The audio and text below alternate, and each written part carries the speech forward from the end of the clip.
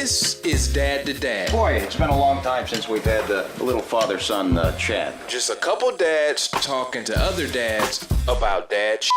I have a very particular set of skills that make me a nightmare for people like you. Oh, yeah! You put your right foot in, you take your right foot out, you do the hokey and you work it all out. Daddy's really sorry about what he said in the other room. Daddy shouldn't waste his time. And now, your hosts and dads, Winton Yates and Antoine Harris. I am your father. Dad gang! What's up, guys? It's another episode of the Dad to Dad Show coming at you from New Orleans, Louisiana. And we've got some fun stuff to talk to you about. Yes, today. we are coming from Casa de Harris. Welcome to my humble abode. And full disclosure, if you see two really small people running around in the background, or perhaps two women, that would be our wives and children that we let run amok. We let them out the cage to come and play. But welcome to my house, man. I hope you like it. I hope it's comfortable for you. Absolutely. So catching up from last week, or the last time we did the show, I couldn't sleep, right? Yep. So update. Anya has gone back to a very good sleeping pattern. She slept like a champ last night.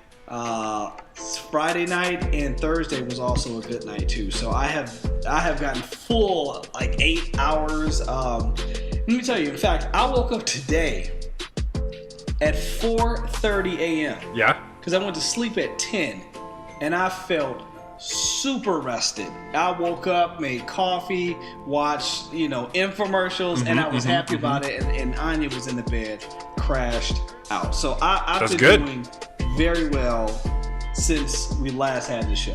You can probably hear it in my voice and see it in my face. We'll see how it goes tonight. We'll see. You're tuned in to the Dad to Dad Show with Winton Yates and Antoine Harris. So we're going to be talking about breastfeeding. It's true. We're going to be talking about a parent who let their kid destroy a statue that was worth expensive piece of a art. large amount of money, and was genuinely upset that she was being held accountable for what her kid did. 5-year-old son.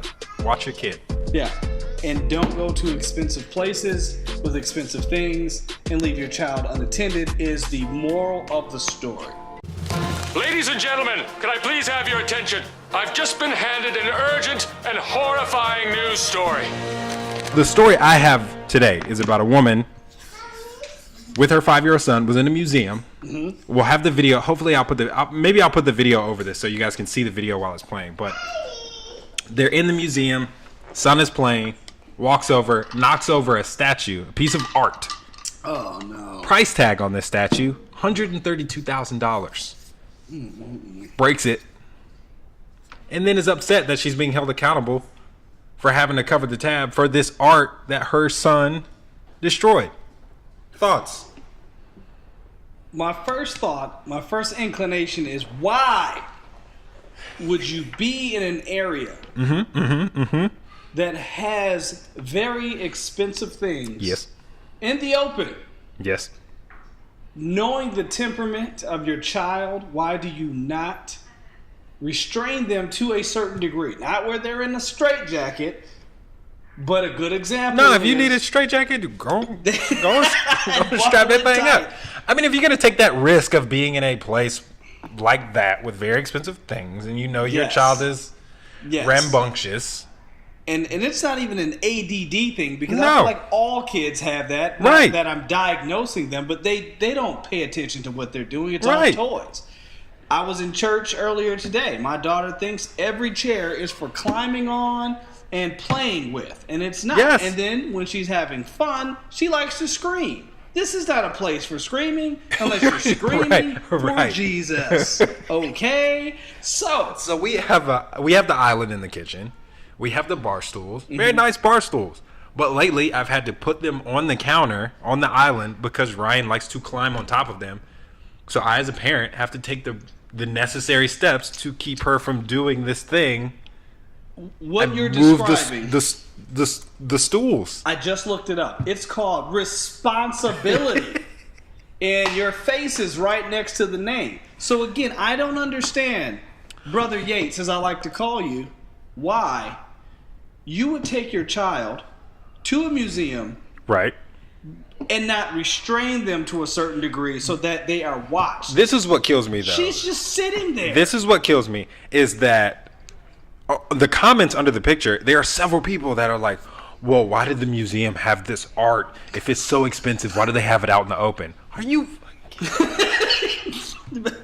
It's a museum. They're not taking precautions for 5-year-old children. This is a place where mostly, I would say like 99.9% of the people that come through there are adults that want to look at art, not a 5-year-old playground. When I go to the petting zoo, I'm going to ask the question of, well, why are all these animals out here? You know, I didn't come to pet them. That, in my opinion, is that's the take of, let's blame the museum for not blame the museum for being a museum. Yeah, for doing what they do. Then you live in a very, very like abstract reality, right? Which you is appropriate for the museum. You're my guy, but if you break anything in here, I'm expecting a check, just like the museum. Now, here's the devil's advocate. Could they have split the cost? Not everybody has $132,000. True. I barely have $13.20. So I'm just saying, could they have split the cost? Maybe. Or you know, there could have been some negotiations, some. Are these kids going to college now? I don't know. Probably not. Trade school, maybe. Yeah. Some decisions have to be made about your future, but you know that's your fault. You knocked it over, so that's just something she's gonna have to explain to him when he gets older. Look, you made this decision as a 5-year-old, right? That you didn't want to go to college, that you would rather knock over. Yes, exactly. This expensive piece of art. Now let me flip it. Can you remember a time when you were in a place that had expensive things? Hell no. And you knocked over something Hell and no. broke it. I can't. Okay, first of all, my mom, we were so, like, if we were at home, we were all over the place. But if we were in public, my mom had us so locked down. We would, like, right on her hip. And if we did anything out of place, it wasn't good. And you're like, that's all it took, though. Because it was like, I'm in trouble. I'm in trouble. I know I overstepped the bounds. I'm in trouble. I only have one example. Remember Blockbuster? God rest her soul. Yes. So back in Michigan, we had what was called Michigan Video. It was Blockbuster's like very, very like illegitimate cousin. From Barbados somewhere. But Michigan Video was my spot. So we get to Michigan Video, and I was, for whatever reason, I was all of maybe 8 years old. Mm-hmm.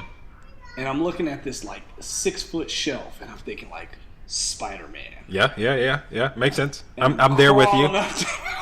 I'm crawling, and next thing you know, I noticed that gravity is taking place. But at the time, I didn't understand what science was. So as I'm going back, I'm holding on to this thing, land on my feet, and I'm holding it up, right? Yes. Struggling.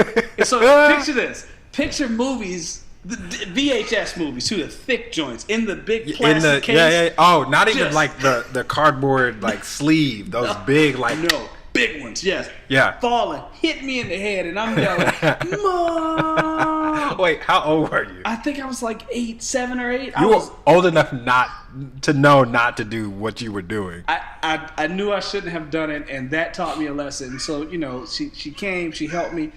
We didn't have to pay for anything. What was my $12.99 for my VHS? What was the consequence of that? Well, I mean, VHS was pretty indestructible, so I'm sure you were good. It's true. I've run over a tape. But what was the consequence of that after? From the store, nothing. From my mother, it was a swift fine leather belt. Fine leather. To either probably the left cheek, and it may have slid to like the left. It was like sort of hamstring. So it may have caught the leg, but she did not hold back, and I never crawled on another video game. See, we never did anything in public because we knew it was death. That was a death sentence. Man. It was a death sentence. We knew, but at home, all bets were off. So, for instance, there was a time we watched Home Alone. It was either the first one or the second one. And if you haven't seen Home Alone, which I doubt anybody who's watching this has not seen Home Alone. Unless you live under that rock under the sea. you know, he sets the booby traps for the people trying to get in his house because he's home alone. So my brother decided that he wanted to booby trap our room. He presents this idea to me. I'm like, fantastic idea. This is the best idea you've ever had. Yeah. So I'm here for it. Yeah. We sit down. We put our minds together. What are we going to do? How are we going to do this? Right. What we come up with is an electric fence. So we go, yes. So we go this is all bad. we go into the closet, get all the wire hangers, untwist them, Okay. link them all together, twist them back up. Now we have this long chain that encompasses the room in this chain link fence of wire hangers. We stick one side in the socket. Oh! We plug in a light, take the light bulb out, the lamp, stick the other hook, the other end of it in there, click, turn it on. Oh! Pow! Man! All the lights on the right side of the house out. They all pop all at once. Pow! We blew all the fuses on the right side of the house. All I hear from the room is, "What the hell?" And it's my dad comes hauling ass in the room like, "What are you doing?" Yeah. That's probably one ass kicking I will never forget. I think. But never in public, only at home. Now, I know we're running out of time for this segment, catching up here, but really quickly. Ryan knocks over a piece of art because, for whatever reason, Rosie had to grab something, knocks over a lamp, breaks it at the furniture store. You got to pay for it. No, I'm running. I accept responsibility, but if you can catch me. My bad.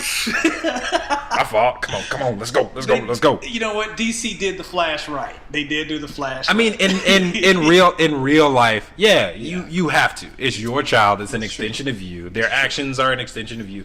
And plus, if she was 5 years old. She's only 5. That's true. So she really doesn't know. That's they know. True. That's true. But they really don't. There should have been a very stern talking to beforehand. Right. She's definitely going to get in trouble.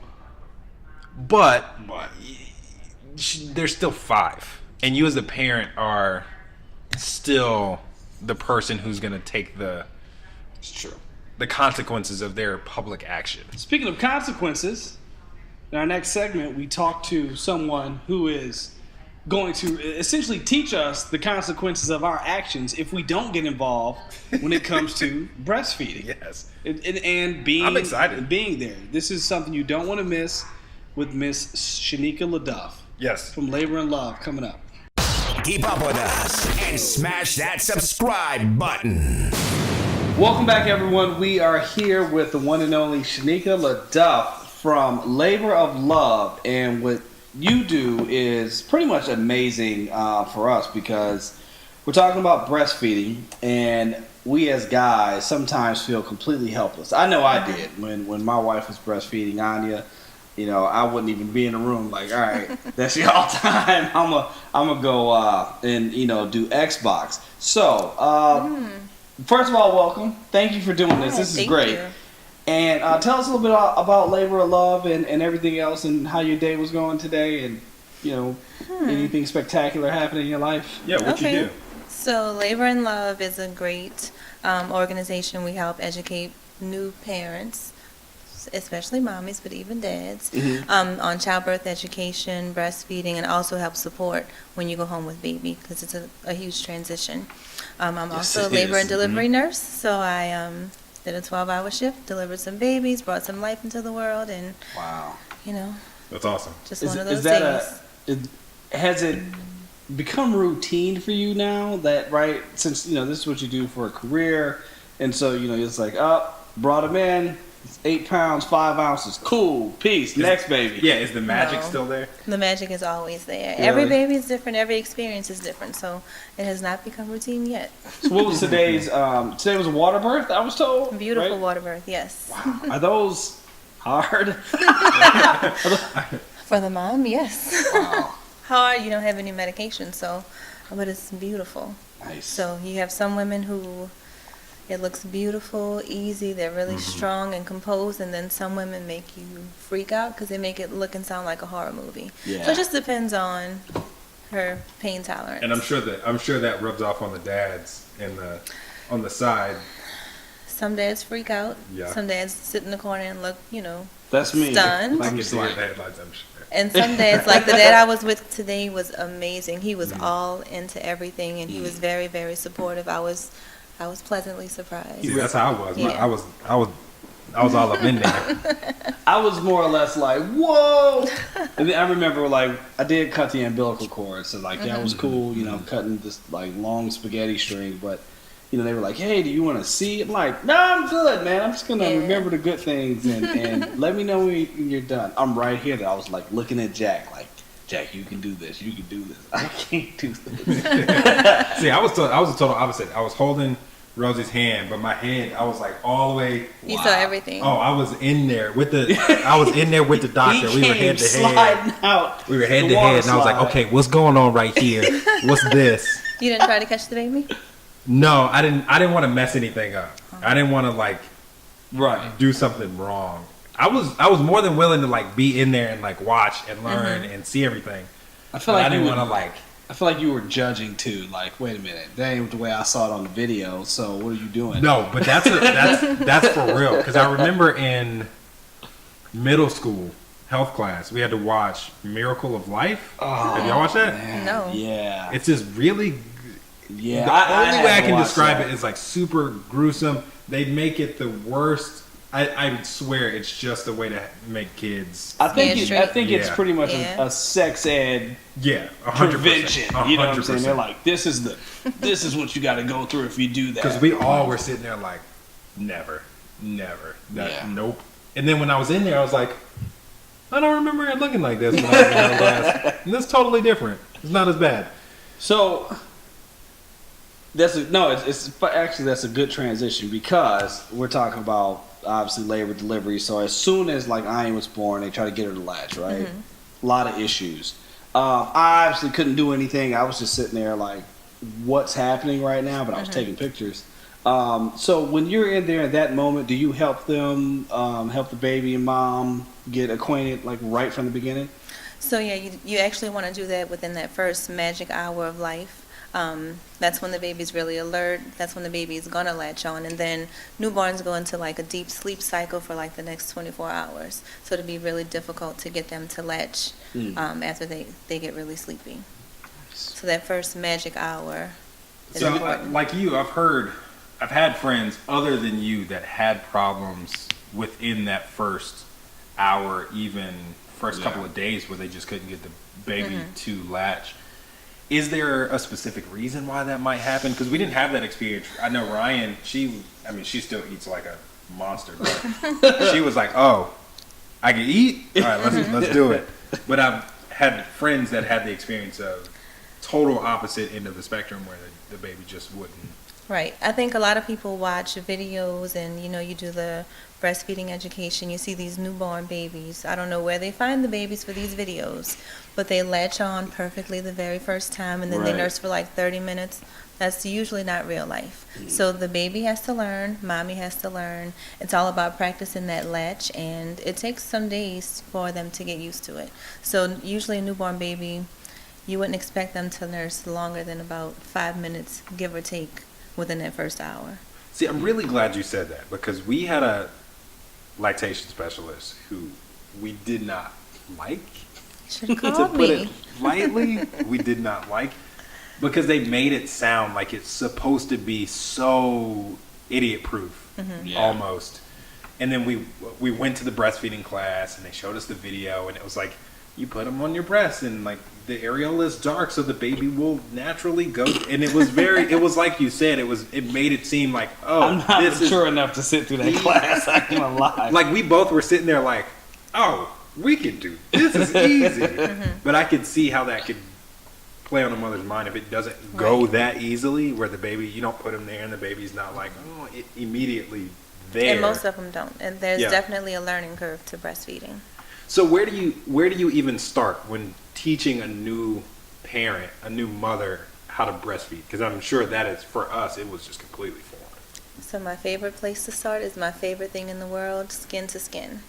So you put the baby on mom's chest, or if mom's not okay, dad, you can do skin to skin too. I did skin to skin. You did? Oh, that's awesome. I bust out my shirt wrestling Let's go. I have been love working it. out too. Yeah. In preparation. Practicing, It was skin to yeah, skin. there's I was still doing push-ups in the room and just like, let's go. You can tell how mature we are. Yeah, exactly. So yeah, skin to skin, and baby will show you signals. So you want to actually wait for the baby to be ready before you try to latch. If the baby's not ready, it won't. What are some of those signs that you're looking for? They'll start to root, which means they'll kind of be turning their head towards the breast, kind of licking the skin like they're looking for the breast, sucking their fingers. You don't want to wait till they're crying. If they're crying, they're not going to latch on. And that's the mistake a lot of people make. They think, oh, the baby's crying, let me put them on. They're not going to latch if they're crying. So you want to just do skin to skin, let the baby be calm, and then you just kind of find their way in. That was super knowledge right there. So look, let me ask you about labor and love. What brought about labor and love, and you sort of saying, you know what, there's a need for this. How did that all come together? Okay, so I've been working labor and delivery since 2011, and got pregnant in 2014, thinking, okay, I got this. I know. Right. I work in this. I know exactly You're what the to do. expert, right. So didn't do any prenatal classes. Thinking I do this every day. Had not the most difficult time, but it wasn't as easy as I anticipated. Breastfeeding was rough. Those first few weeks, 2 weeks in, I was done. I was ready to give up, but I kept going. And a lot of my friends had babies at similar times, so we all started getting together, like exchanging advice. And I thought to myself, if I'm giving them advice, and I know as a nurse who works in this field, I needed the help, we need to just give this to more women, because everybody's going through it. Right. So that's how it came about. And my wife, and you and my wife have you guys are friends, and so when she was telling me about it, and I was like, yo, that's a thing. Now, do you doula?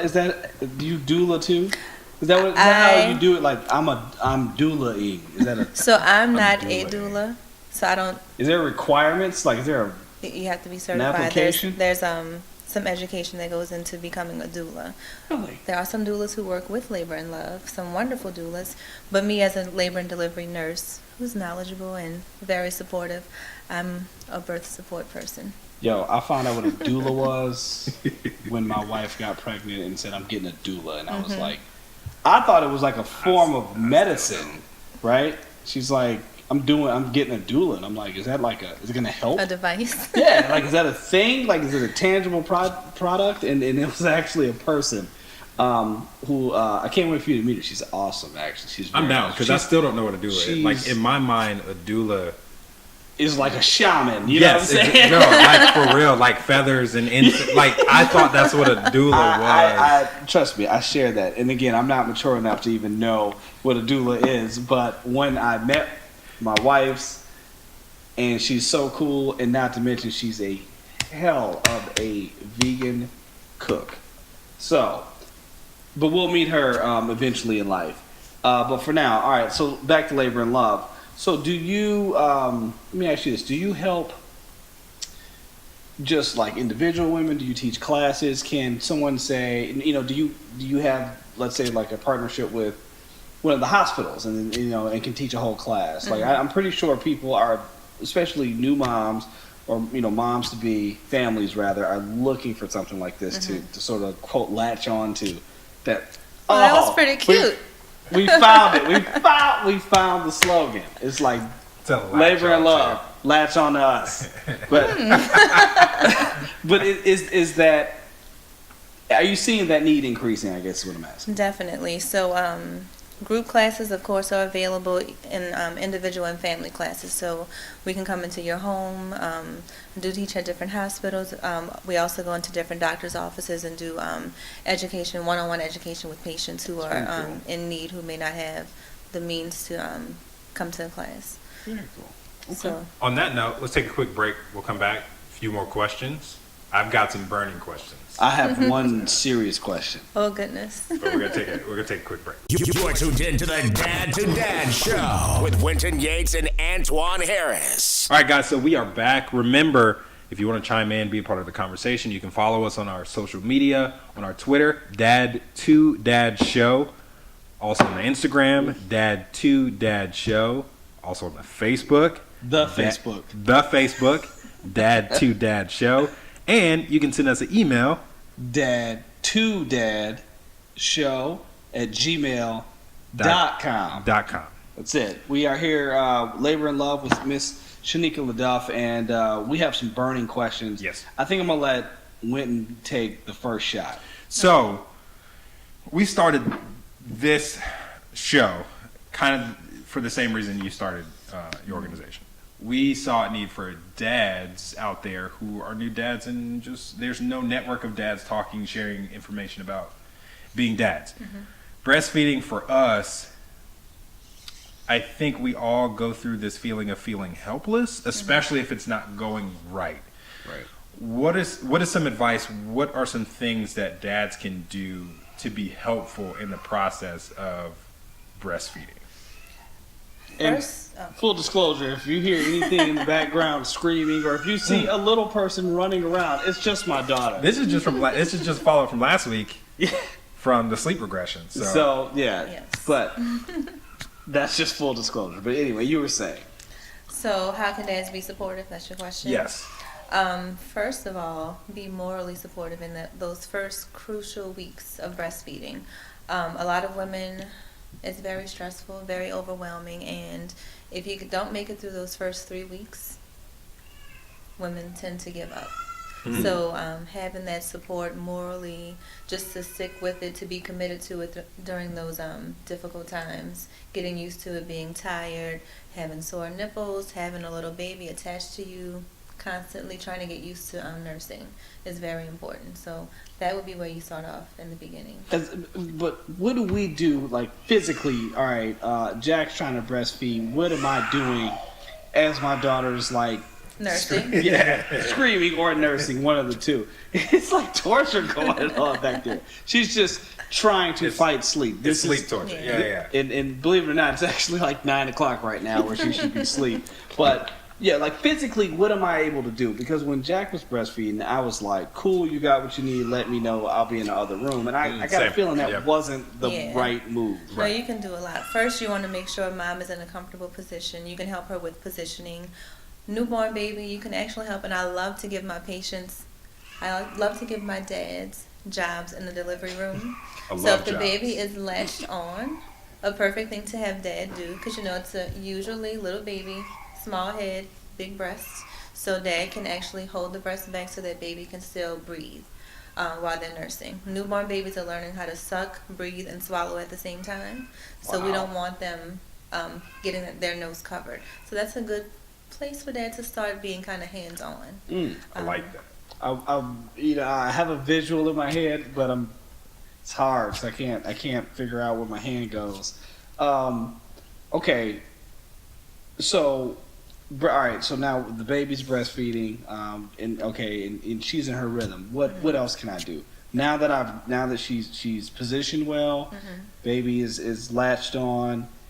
Am I just everything's going well? I'm done. I mean, I guess some guys. I read where like you can rubber feed, you can set an ambiance in the room. There's all of these things these subtle things you can do. Does that actually help, or is that just me hanging around? Right. Do I just need to leave? I don't know if when I was first starting to breastfeed, if I wanted somebody rubbing my feet while I'm trying to figure it out. But what you could do is fill her water bottle.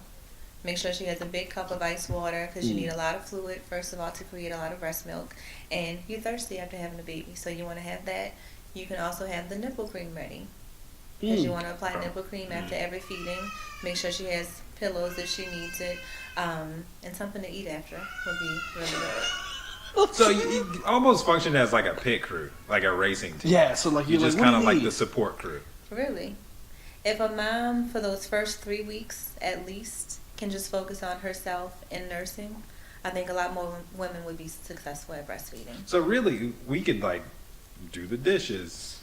Oh, yes. Do the dishes. So not necessarily like actually helping with the breastfeeding process, but taking some of that load off. Yeah. The other things around. Right. So she can focus on baby and breastfeeding. Right.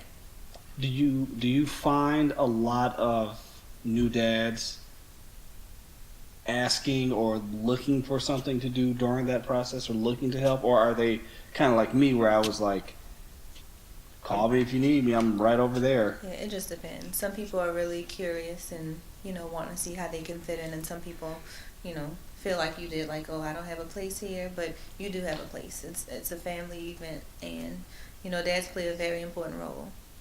I think with any, like, you want to just kind of like, okay, I'm just going to disappear. Or me wanting to, like, I can just all right, see what can I do? Like, right. I can see putting the gloves on. She wanted me to like leave her alone. Like go away.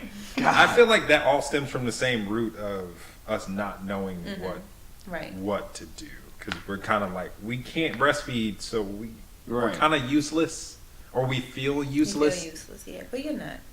You can do skin to skin, help the baby get ready for breastfeeding, and tend to mom as she needs. So whatever she tells you to do is what you do. So that continues on through the entire lifespan of my marriage.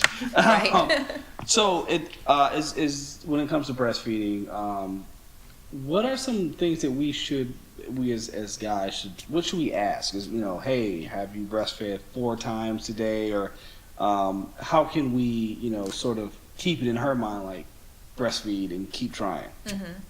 So a good thing dads can do is download an app on the phone where you can help track, because breastfeeding takes a lot. So you have to know how frequently you have to breastfeed. What breast did you start with the last time? Because you want to start with the opposite the next time. How long was baby on this breast? How long was baby on that side?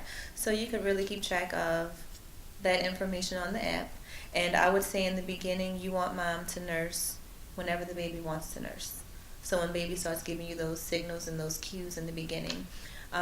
But you don't want to go, I like to say, beyond 2 hours, because you want to build a good milk supply. So if it's been longer than 2 hours, you want to remind mom to nurse. I actually have a very good question, but yeah, when you mentioned milk supply, and I think that is an issue for a lot of couples, moms especially, if they're not producing a lot of milk, and then dads on the back end, because they have to kind of support their wife through that process of not feeling like they're doing what they're supposed to be doing as a mother, but it's just they're not producing. What can we as dads do if they are going through a situation like that where they may not be able to breastfeed at all? And I mean, it happens, and that can be devastating to a mom, especially when you set this goal in your heart and in your head that this is what I'm going to do. It can also feel like, my body's not doing what my baby needs it to do. In most cases, most women can, if they have the correct resources and they do lots of skin-to-skin, nurse on demand with the baby. If not, the best thing to do is feed the baby. So you just have to remind her that, hey, baby's here, baby's healthy, we're going to keep the baby healthy doing whatever we have to do. So I always tell patients there's no right or wrong way. As long as you're feeding your child. Of course, try the breast first. If it doesn't work out, try it. I was going to say, with that, do you see a lot of couples that are afraid that if they can't breastfeed, they're subject to the stigma of not breastfeeding and going a different route? A lot of people come in thinking, like before baby's born, what if I don't have milk? What if I can't? Don't go into it thinking that. Go into it saying, this is what I'm going to do. I think we have this habit of thinking the worst all the time. Yeah, so you want to just think of, okay, this is how it's going to work, and then if we go as we plan as we go along. So if it doesn't work out, we try the next thing. Well, let me ask you this. When you have a family that adopts, and obviously that's not even a situation where they're even probably considering breastfeeding. Now, this you think so? Can you? That was it. Can you breastfeed if you adopted a child? You definitely can. You can just start producing right off the bat, especially if a mom has had a baby before. What if they have not? If this is just we entered the adoption process, baby was just born, and now it's ours. Go. I'll let you go with that. Can you? You can still produce? So. Man, this is women are boy. I'm learning. Learn me. So your body has hormones that trigger different effects. So a woman who wants to breastfeed, who has never had a baby before, will probably try to go through some hormonal treatments to see if she can stimulate that milk production. It may or may not work. if she's never had a baby. But I've seen some adopted moms who've had babies before breastfeed beautifully. Amazing. I'm shook. Yes. Yeah. I had no idea. Once you start Part breastfeeding, 2. you can breastfeed forever. Now I have a question about donor milk, but we're gonna take a quick break. Okay. Because I had a friend that was telling me about donor milk, and they were in the hospital asking about it, and I had no idea like this world of donating breast milk People just even throwing existed. all kind of stuff together. Yes. So we're gonna take a quick break, and I want to ask you about that. Keep up with us and smash that subscribe button. All right, guys, we are back, and I wanted to ask you about donor milk. Is that a thing? Is that a real thing? It is definitely a thing. So donor milk is becoming more mainstream, which is a good thing because now there are actual healthcare organizations that can check the background and health history of donors to prevent moms from just buying milk or, partnering with a random woman just to get breast milk to their baby. So, breast milk, humans we make our milk for our babies, and a lot of people would prefer to give your baby human milk than cow's milk or, formula. So, yeah, donor milk is... So what is that? Is there like a breast milk bank, like a blood bank, or is it? There's a breast milk bank. You can Wow. You can donate. And where is this? Is it like in Texas?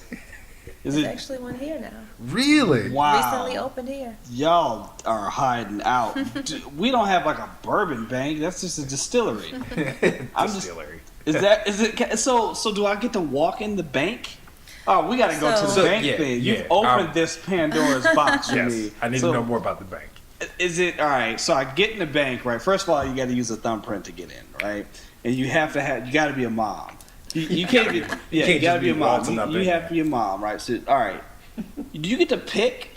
Is there a menu? In other words, and I'm not. But it takes a real. No, I get what you're saying. To have this conversation, almost like there's a blood type. Is there like a breast milk type? No. So I unfortunately have not been to the bank yet. It just opened, so I do need to maybe visit and get some more information. Wait a minute, I'm getting on. You're Google gonna tell me Googling it? everything. The Human Milk Banking Association of North America. That's awesome. Yo, Louisiana breast milk donation locations in New Orleans and Baton. This is a real thing. That's awesome. Just Lord, opened here. It's today. wonderful. So many babies need breast milk, and unfortunately, some moms are unable to produce. For instance, if a mom's a premature baby's in NICU, maybe some issues without being able to do skin to skin and get that latch that would really stimulate that good milk production. But NICU babies do awesome with breast milk. It helps them get healthier, it helps them grow better, it helps them get home quicker. So, of course, if my baby's in NICU and I can't, produce what they need, and I can get it from a healthy, source. Remember I made the joke about Texas? It's in Texas. Just so you know. It's definitely in Texas. Okay, let me ask you this, because when we found out we were pregnant, we wanted to do all the classes, but we didn't. The only class we did was the breastfeeding class. And it was kind of a horrible experience. Just because we went in, and I'm not going to say where it is, because I don't want to, I don't want to But when they see it, they're gonna say, "I know who he's talking about." They might. But when we went in, they were like, "If you don't breastfeed your baby, everybody's gonna get diabetes and die." It was just a very oppressive. Yeah. Like, if you don't breastfeed your baby, you're everybody's gonna die. It was like, whoa, relax. Is it that serious? What should parents be asking? What should that process be like? Where ours was kind of like off-putting to the class. Right. Breastfeeding for us was great. It went very well. But the class was like very... A turn off. Yeah. Should have come to my class, I man. know. We didn't ask the right questions. I don't know what to say to that. I mean, a lot of people feel and I feel very strongly about breastfeeding and motherhood and pregnancy, but I also know that everybody's experience is their individual experience, and I can't say, oh, you guys have to do it the way I did it because that's the right way. It should definitely be tailored to whatever you need and whatever your baby needs, because what worked in my house might work in your house, but it might not work for you. So it's all about trial and error and finding out one, what's best for my baby? That's always the number one goal. And then what's best for my family? What's going to work for our family as a whole? So what are some of the basics? What are some of the basics that everybody should be following from day one? From birth to skin to skin to... Skin to skin, feed the baby on demand. Try not to space out feedings beyond 2 hours. Breast milk is created on a supply and demand basis. So if you're nursing your baby every 2 hours or less, your body's going to say, oh, this baby drinks a lot, so I'm going to make a lot to keep up with this demand. If you space it out 4 hours or so, your body's going to say, okay, I'm only going to make what you're telling me to make. So that's why you try to keep mom on a good frequent schedule in the beginning to build that supply. See, that was actually an issue we ran into. That was kind of our only issue. Was she had the baby, she was home, she was on maternity leave, so Ryan was on the breast all the time. But when she went back to work, and I was in the middle of transitioning from work to school, so I was out. I was at home with the baby. I didn't have the access to the breast milk. So it was kind of like a weird thing where she was pumping, but I didn't really have access to the milk because it was just weird. How do you... It's a great description. I probably described that totally. So she was at work crazy. with the milk that she was pumping, and you needed Right. milk. But then, like, her supply diminished because she was at work. She was still trying to pump, but it wasn't working. That's where we kind of ran into some pitfalls. So I like to tell moms, if you're going back to work, you want to try to build a little bit of a stash first. So you want to pump either in between feedings, or you want to pump even though I hated pumping. Pumping makes you feel like a cow. You're just sitting there with this machinery on you. But, trust me, visuals definitely there. Right. Yeah. But some women do very well pumping after a nursing session just to build that supply and to build a stash. So you want to start with something. And then eventually a lot of women pump for the next day, which is something I ended up doing. But when you go back to work, you want to try to stay on the same feeding schedule that you're on with the baby. So if you're nursing every 2 to 3 hours, you want to pump at least every 3. Because that space in between, I know you get busy at work, but that space will tell your body, oh, they're slowing down. They're not demanding as much, so I'm going to slow down my production. The problem is that work gets in the way. That's always the problem. Yeah. Because it's so demanding. Well, Shanika, look, this has been just very, very educational for us. I know I've learned a lot. The milk bank, you buried the lead, first of all, but the milk bank is a real thing. And actually, if you go to milkbank.org, it has everything, like the process from when you drop it off to the time it goes to a hospital. It breaks down everything. This is done very, very well. But tell people how they can get in touch with you, and if they ever need you, where they can find you. Definitely. So Instagram and Facebook, Labor and Love, info@laborandlove.org. I think that's about it. Labor and Love. Laborandlove.org. We culture. We like to drop letters, put labor in love, things like that. So put labor and love. Well, thank you so much for joining us. I hope somebody takes something away from this, even if it's just the milk bank. Very useful. This is something. But thank you so much. Seriously. Thank you. I hope y'all learned something for the next baby.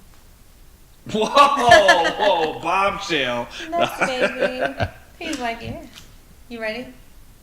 Yeah. Yeah, we ready. Yeah. Good luck. Let me get out of school first, and then... I said give me 3 years. I'm 30-something. 3 years? Yeah, that way I is more independent. You haven't spent 24 hours with her. We're going to have to do an episode about spacing them out. Me and my brother are 6 years apart. So me and my brother are 13 months apart. So. Ooh. Oh yeah. Oh my dad goodness. was serious. Yeah. So he was like this. Yeah. But that's a topic for another day. Yeah. For now, the next topic is gonna be baby tech time, and I got something super dope today. I brought in my stroller, the most gangster stroller you will ever see. It's the stroller everybody needs. It's the stroller of the future. I've seen you. You sent me a video of it once, and I was very, very impressed. You have to have it. You need to get it. You will see it when we come back with some baby tech time. It's baby tech time. All right, guys, baby tech time. I'm really excited today because this is one of my favorite purchases that we've ever made in my household. It is the GB pocket stroller. It is a must-have. You must have this. So my family lives in Atlanta, my wife's family lives in Pittsburgh, and we like to just travel in general a lot. This is the must-have stroller if you're a traveling family or if you're a non-traveling family. This is the stroller you must have because it, as you can see, is very small. It boasts itself as being the world's smallest folding stroller.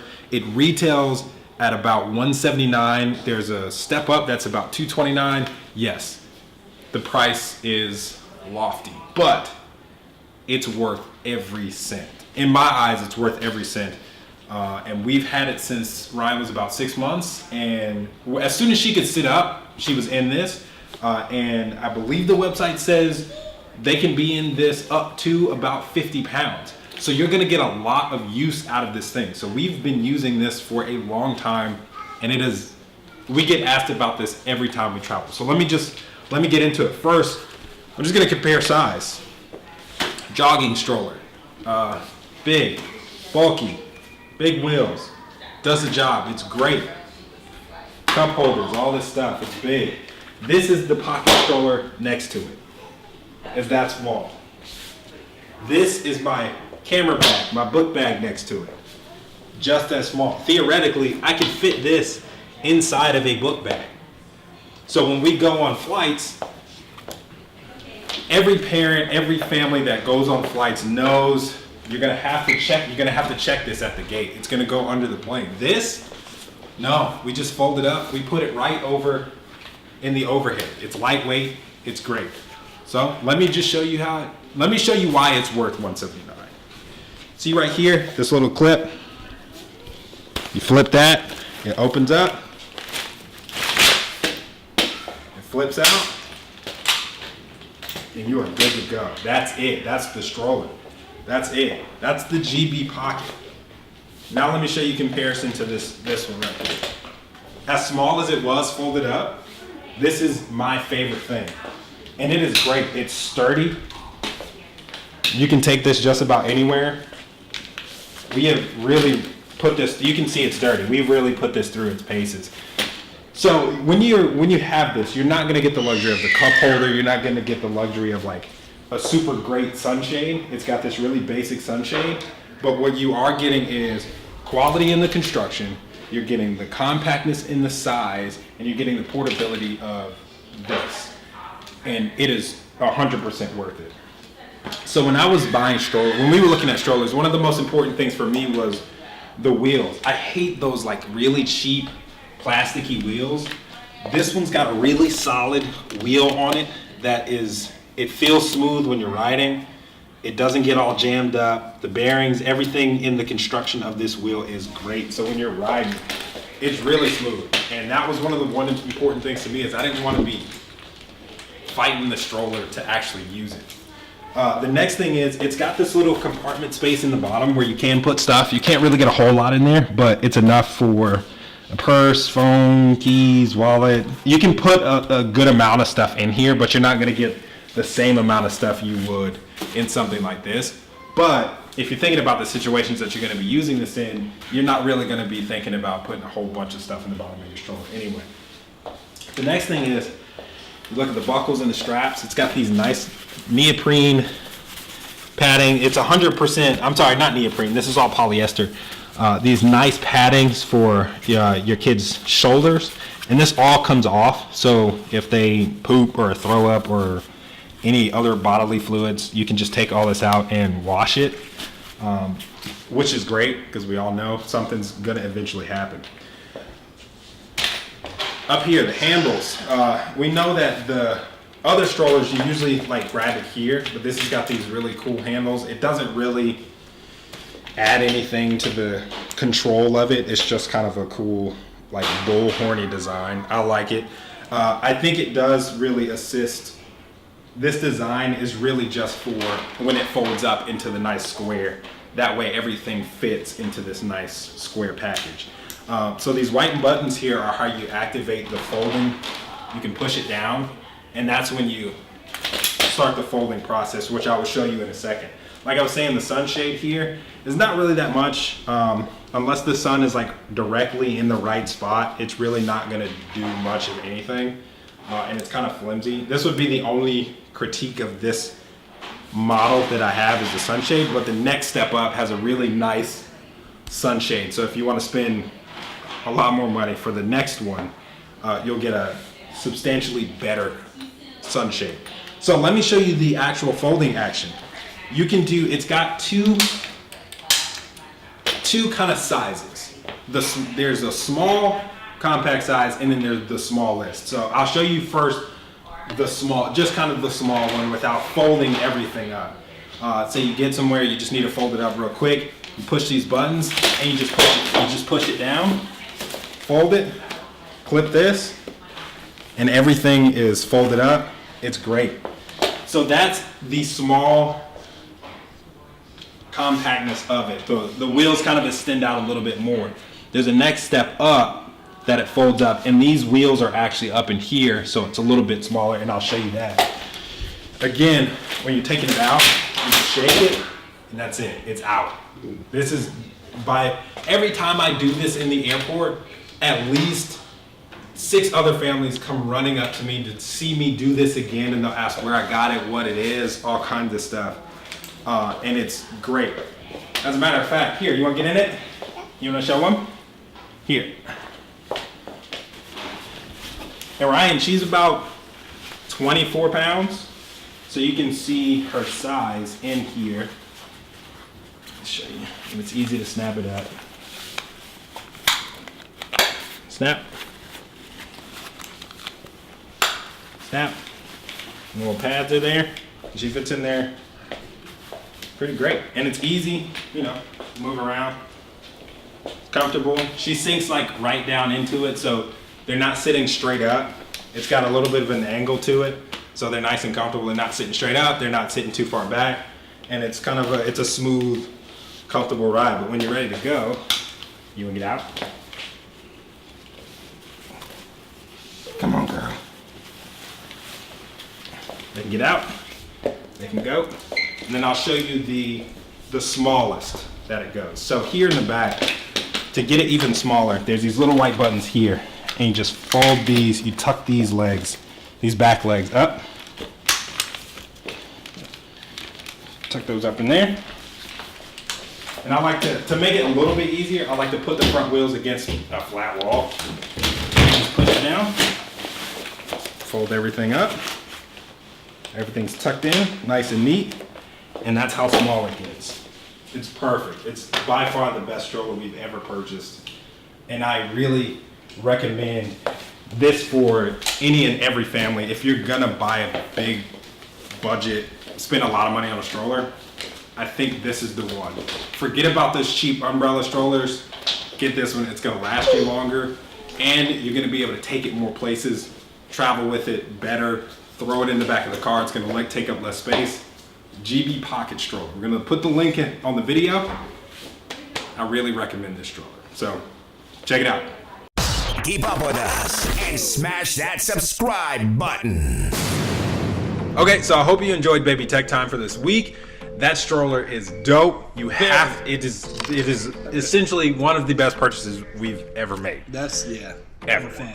So if you have something you want us to review, if you have something you love and want us to show you reviewing, hit us up on all of our social media. Twitter, Dad2Dad Show. Instagram, Dad2Dad Show. Facebook, Dad2Dad Show. Gmail, Dad2Dadshow@gmail.com. Shoot us an email. Also, on the Instagram and on the Twitter, we will post pictures and the information for all of the stuff that we do reviews of, so that you can see it, you can get it if you want it. That's right. So, yeah. So our next segment, Dad of the Day. One of our favorites. So we'll be right back. Dad of the day. Most amazing. The most amazing. Best dad ever. And the award goes to... So today, our Dad of the Day is a very near and dear friend of mine, someone who is a very excellent man of God. He is a great father, great role model, and he is just a wonderful person, and that is my main man, now the Reverend Dr. Kevin Hill. Kevin works for the city of New Orleans. He's an attorney by trade, but today he was brought in as the new pastor of God's Faith Ministry in a meet. He is the father of Carlton and Chandler, 2 wonderful kids, and the husband of Dwan, who's a wonderful woman, man. And he has been one of my friends since I moved here. When I joined the 100 Black Men in New Orleans, Kevin was one of the first people to open his arms to me, embrace me like a brother, and we have been cool ever since. Man, Cafe Adelaide at the Lowe's Hotel is about to close, which saddens me because Kevin, myself, and Robert, who you all met from Dillard on the last show, would always have lunch there when we spent our days in TV. When I got off at noon, that's where I would go. And so he's an awesome guy. I got a chance to be at his installation today, and it was just it was a very wonderful experience. And it was, a meet's in the middle of nowhere, but I had to be there for my guy. And so, Kevin, you are the dad of the day. This goes out to you. I'm very proud of you, man. And just keep doing what you're doing, be a positive influence in the community, and just continue to be the dad that we all aspire to be. So today, Kevin, you are the man. That's awesome. That's really awesome. Remember, if you want to send us your dad of the day, all of our social media, Dad to Dad Show, send us who you want to nominate and why. Tell us why this person is so influential to you. Tongue tied. Why they are your dad of the day. Just tell us a little bit about it. Yeah, no, you don't have to write a paragraph, a couple sentences, and and if we get multiple entries, we will have to decide. But that doesn't mean that because you didn't get it one week, you couldn't get it the next. So just make sure to send everything in, and we'll definitely give your dad of the day a shout out. So I think that was a really great show. If you guys have any questions about breastfeeding, reach out to us. We'll shoot those over to. We really don't have the answers, but we can find them for you. Yeah, and also go look up the milk bank. It's a real thing, and it's in Austin, Texas. Yeah, I have found it. And we're gonna. I really want to reach out to the one here since they just opened. She said they just opened, so I want to reach out to the one here. Maybe we'll take a trip over there or something. Yeah, and, maybe we can. They can give us a walkthrough. That'd be interesting. That'd be dope. It would be, but you can't touch. I know how you are. All right. We'll see you guys next week. Yeah, it does it for us. Holler.